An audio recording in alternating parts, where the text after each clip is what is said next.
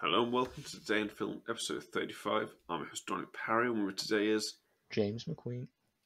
Now, in today's episode, we're going to be talking about the four-time Oscar-winning film Parasite, directed by Bong Joon-ho.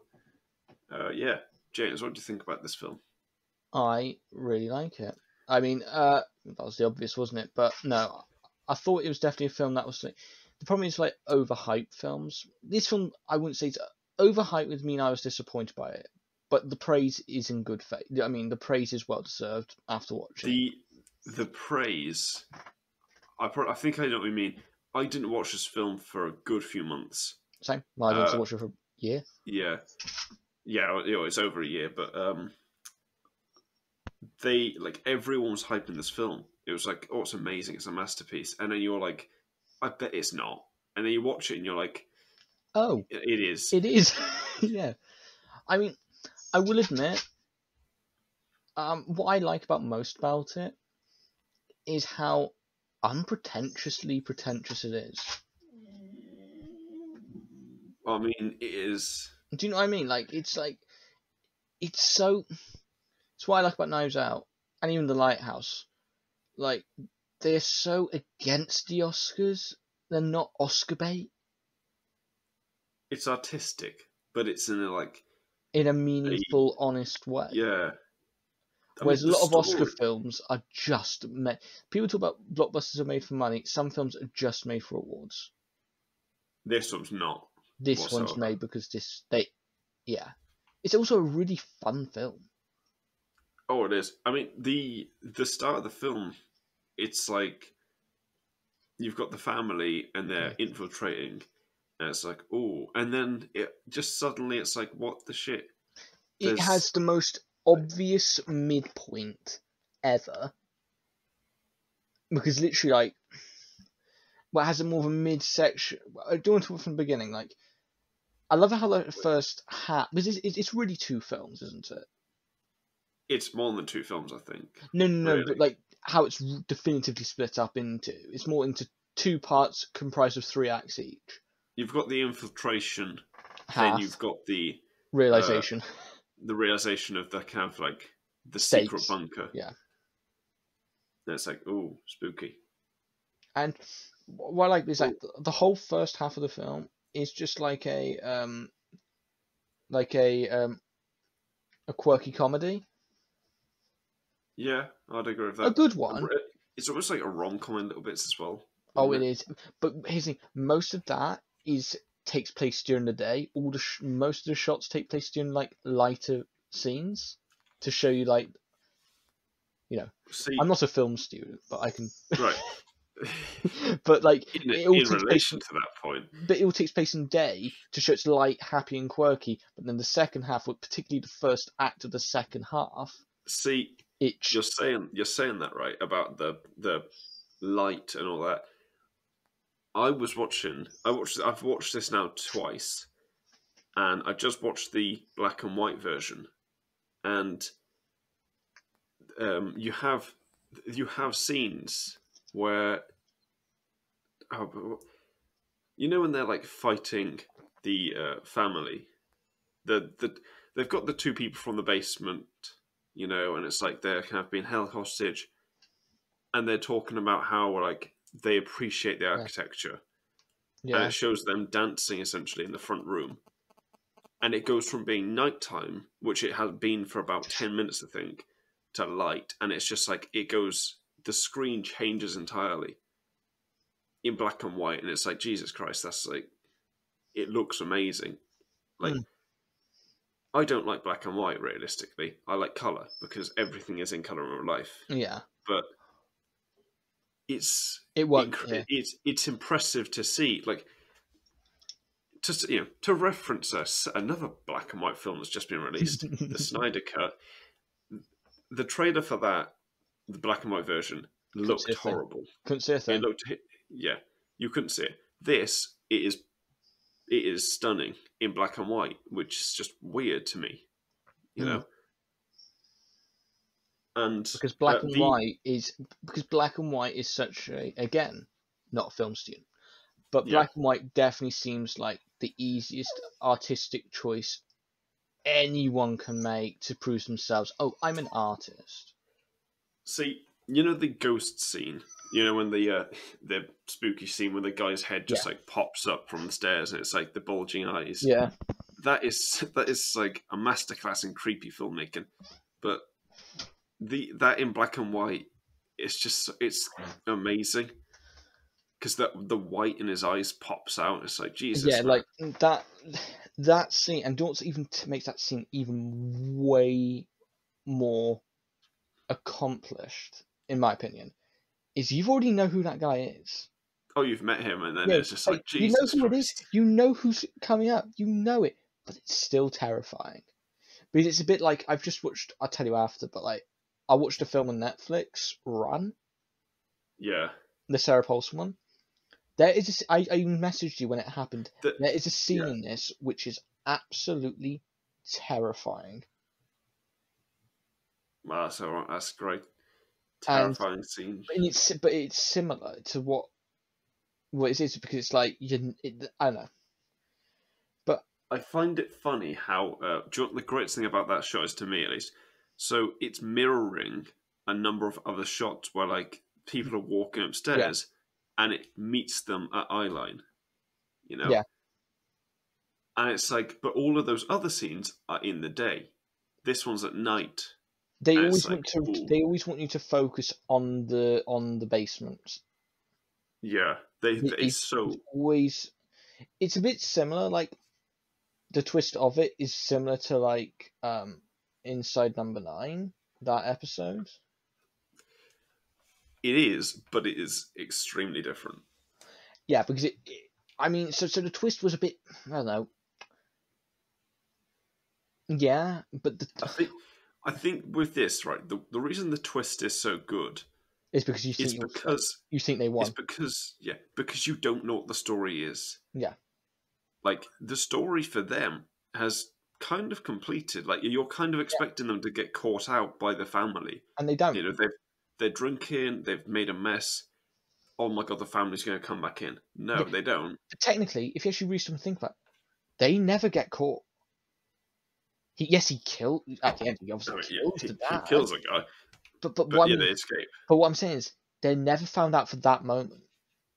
They're never caught out in the act. When they are, they're already. Do you know what I'm trying to say? It's a perfect thing of showing like how people, like, yes, I might do something, but that doesn't mean that I know what that person over there is doing, or you know. I suppose like, people have different scenarios and stories, and this is a thing that mixes stories together perfectly.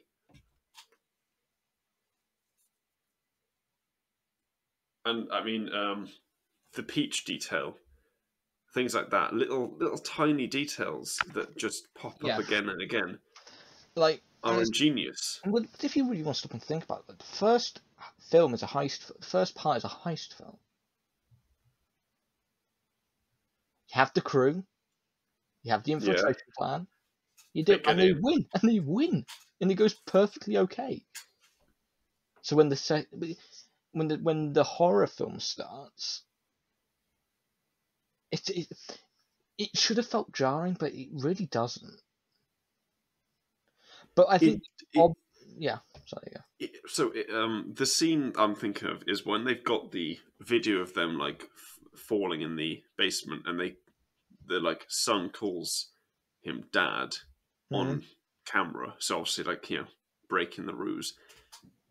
When they're being held hostage upstairs with their hands up, it mimics like home invasion movies when like the homeowner's been like captured and they're in the corner of the room. It's like, oh damn.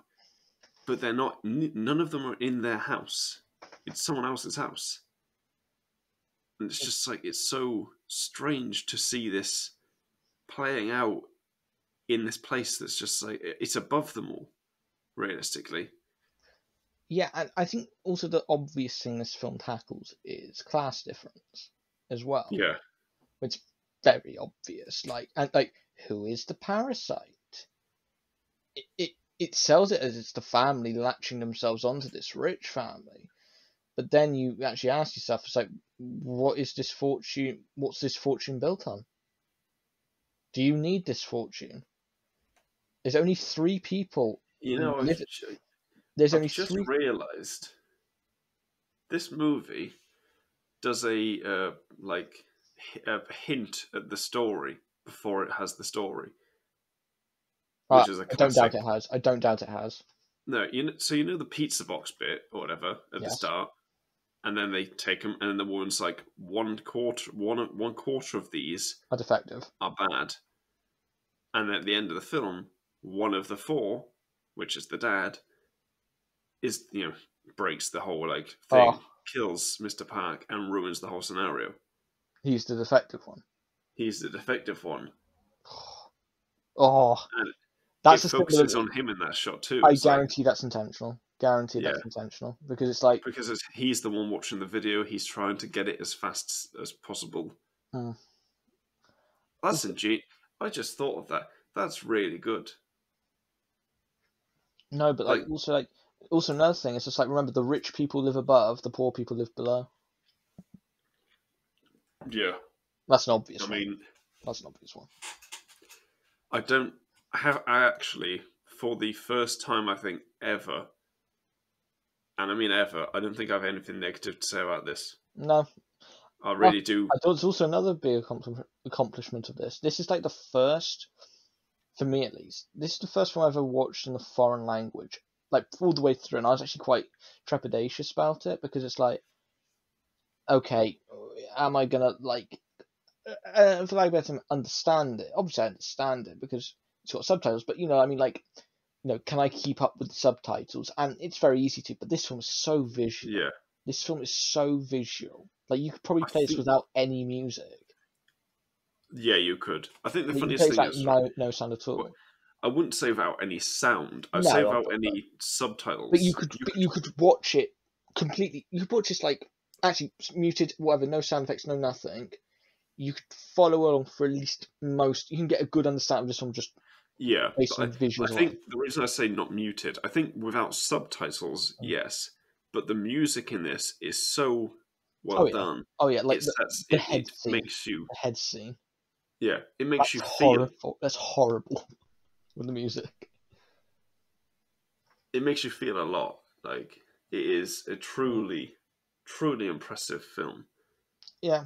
And another little detail I like: the smell. Oh, it's such an obvious one. That's the thing. It's a tiny detail that they bring back multiple times, and it's the one thing that ends it all. Yeah, and that's not because of the smell catches them out. It's the smell that, oh, for fuck's sake, you're doing this again. No matter how much I try, but because I smell a little bit different, I'm gonna. It's. I don't want to compare it to another film. There's another film that came out in 2019 that was tried to be critical of societies, and it's a Joker. Yeah. Wow, what a guess. But I think this shows a breaking point better than that film did. This is fantastic, right? You have the son who is his sister accuses him of acting because he wants to act like he can't be normal. Yeah. Which, not to stereotype, but there have been some famous rich people who are a bit special because they want to be a bit special. Yeah. Because they act like they have to be. Yeah, they act all out there because they have to be, because that's their image, yeah. So I think the one thing is none of the characters in this feel off. No. They are all the mother is so weirdly trusting. Yeah, the husband. I think it's their intelligence too. Yeah, that's more insult. Just because you have this money, it doesn't mean you know anything. She's right. She's only rich because of him. She doesn't work. That's why she believes everything the daughter says.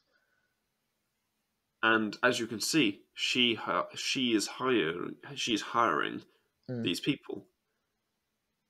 I mean, I think my favorite thing is that the children are the ones basically tutoring their parents to keep the lie up. Yeah. And it's like the whole film, I'm just thinking like, if it had just been the two like kids, Yeah. they would have been fine. There would have been no issue. No. It's once They got greedy, yeah. And it sort of criticises them for that too, because you tried biting off more than you could chew, whereas if you just, I mean, the mum even says like Mrs. Parker's only nice because she's rich, and it's like, well, how true is that? yeah. Because you're a bit of a bitch, to be fair. Let's be honest. And I also think it's like, well, actually, in relation to that scene, when Mr. Kim throws the stuff off the table and grabs her, and it's like, holy shit, is he going to punch her? And it's like, the scene, that's so amazingly done. Like, the cutting, you're expecting it to cut back and just see him, like, punch her, and he doesn't, and it's just like, oh my Christ. Like, it's like, it's one of those times that the absolute care in every frame is second to none. Do you know what I mean? Yeah. And also another thing I like about the story, and this is also another thing about the class difference. Yeah. The heartbreaking moments of all this is that both families could have been very good friends. Oh, they could have been. They could have got along. No, and they do. But it's just like, but here's the thing: just because they're of different class, they view each other as the bad ones, really, more or less. And it's just like, see, the funniest thing is they realistically could have gotten away with it if they had just owned up to being a family. Yeah. Like, they could have just been like, oh, my sister knows this, my dad, my mum, and it'd be like that, and then like kind of move in with them. Like, it just would have, it feels like there are so many ways that it could have worked out, but then like the fragile ego of the dad just can't handle it, I mean, his daughter did die. Well, yeah, but like, I don't know. It's just like, what are the things I like about this film? Oh, like when the guy in the basement, when he realizes his wife's dying, and he can't do anything about it, he just smacks his head.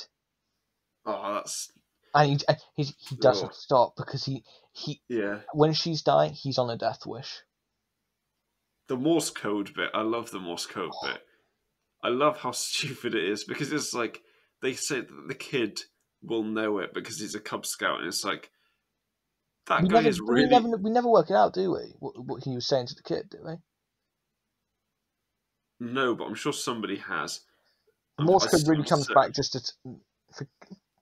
It's for the ending, when they have that end scene of the son sitting on the hill, I think it is. I mean, Mr. Kim's very trusting that his son is there at the very right time to be. Yeah, he is. It's a like, bit... if he gets to like 2 minutes early, oh shit, I've got to do this all again now. But it is also like, he has nothing else to do, does he? I think the idea was he was giving out the same message. In the hope that you just saw it, but also like, what a great film. I will be truthful. This is in my top 3 currently, which goes. My current top 3 goes. This, Personal History of David Copperfield, and then The Green Mile. Of all time. Of all time, 3 incredible films that I would recommend anyone to watch. Anyone, and I mean anyone. Like, it doesn't matter who you are; they are all incredible films. I just love it how it's. I would say this film is a crowd-pleasing blockbuster almost, like Knives Out. I would definitely say it's like that too, because it doesn't feel Oscar baity. It doesn't. See, the thing I want, right? The thing I want from this is more foreign language films to be brought into the kind of limelight, essentially. Yeah, because let's be real. Would you have watched this if it had not had the big Oscar wave? I would. The thing is, I wouldn't have heard about this had it not. That's the problem. I'm not in the circles who are looking at this. I know there are some of those, to put it in a simple way, wanky film students who are like, "Oh, this Korean film's coming out." Oh, and it's just somebody screaming. It's just somebody screaming in the corner of the room for like an hour and a half. Yeah, I'm not the person who's in those circles. No. I like comics. I look at comics all the time. But some things like this catch attention. A good film's a good film. I mean, it's like Django and Akira. I just realized I can't remember if Django's foreign language. We're talking about the original. The Sergio Corbucci, I think it is. But yeah, Franco Nero. But Akira's dubbed, and so Akira was not. No, I can't remember. Was Akira? I've not seen Akira, but there's a obvious dubbed version. I think it might have been the subtitles. I can't remember. It was a few months ago. We did a podcast on it. Go watch it. But I do like everything about this film. Yeah. There's literally nothing detracting you can say about it. It's not overly long. It doesn't outstay its welcome, but it gives you just enough of everything. Like that's what's. It's also just a really fun film. I know people say, "Oh, it's this high art thing," and I do not disagree. No, I wouldn't say it's. I wouldn't say it's like a high art thing. No, but I mean more like the Oscar crowd and the Criterion Collection crowd. I mean, sort of that sort of thing. It's still a really fun film. Like really fun, and it's funny. It's really funny. It's scary. I'm going around circles here, but you know what I mean. See, scary is one of those where it's scary in the sense of like, Christ, imagine this in real life, because it's such a weird. Yeah. It's the word surrealist, I think. It's also like interesting because I know you've done Snowpiercer on here, and I've watched Snowpiercer too. Which is same. It does the same thing with Class. It does. It does, and it's what's the word? Fatalist, I think. Is it fatalist? No idea. Fatalist. No, that's not the word. I can't remember what the word is. But basically, the materialistic nature of the families, both of them, they have the big old fucking rock that they think is like some magic bullshit.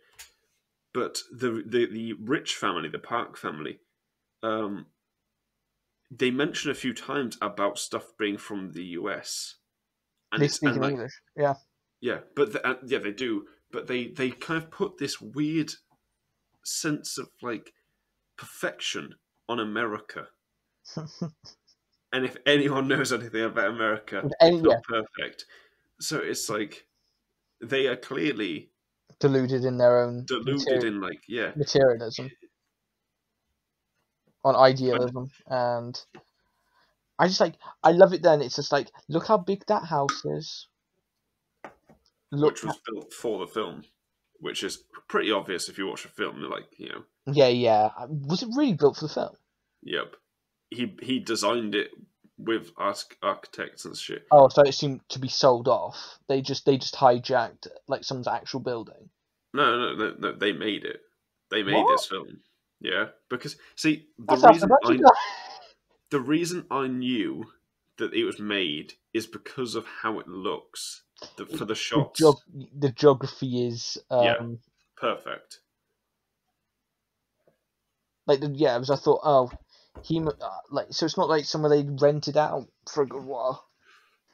Yeah, but according to the trivia, basically some architects were like, no one would build a house like this. And it's like, well, it looks quite nice. I would live there. suppose it's instantly become like one of those famous film houses now. Like, oh yeah, like Bilbo Baggins' house, Hogwarts. You know what I mean? Like, it's become one of these. It's instantly one of those like iconic buildings, famed from a film. But I also want to say something. I criticise the two parents of the rich family. Your son literally just went to go and set up his tent outside. Yeah, you just he could literally open up his tent and peer into the house right now. There's a big window. I do love the fact that it's such a weird thing, but it's like all of it makes weird sense. Like I get the whole thing that they're underneath the table and they're just like having to like put up with it. I get that. They're under the table, kid, but it's like they're under the table. But do you know what's funny, right? The angle of a person looking in a straight direction is not a straight line. No. So they would be able to see under the table. Yeah. However, every single shot where the people are in a position where they could, they're distracted by something, which brings them like away. It is a masterclass. Yeah. But then the kid could have just shined his torch under the table. No. And then, we had the horror film of the guy peering his head up through the basement. That kid's going to be even more scared when he shines his torch through the living room. He just sees three people under the fucking thing. No, he just sees his parents on the settee. No, the three people are... It's a bit more scary, the three people under the... But yeah, great film. Yeah. Recommend it 10 out of 10. I'm going to give it 11 out of 10. Go watch it. Yeah. I know I can't do that, but I will, because fuck it, I'm the host. Yeah, go watch it. And go watch everything else. Go subscribe to stuff. Hopefully this channel. Maybe not. Who knows? See ya.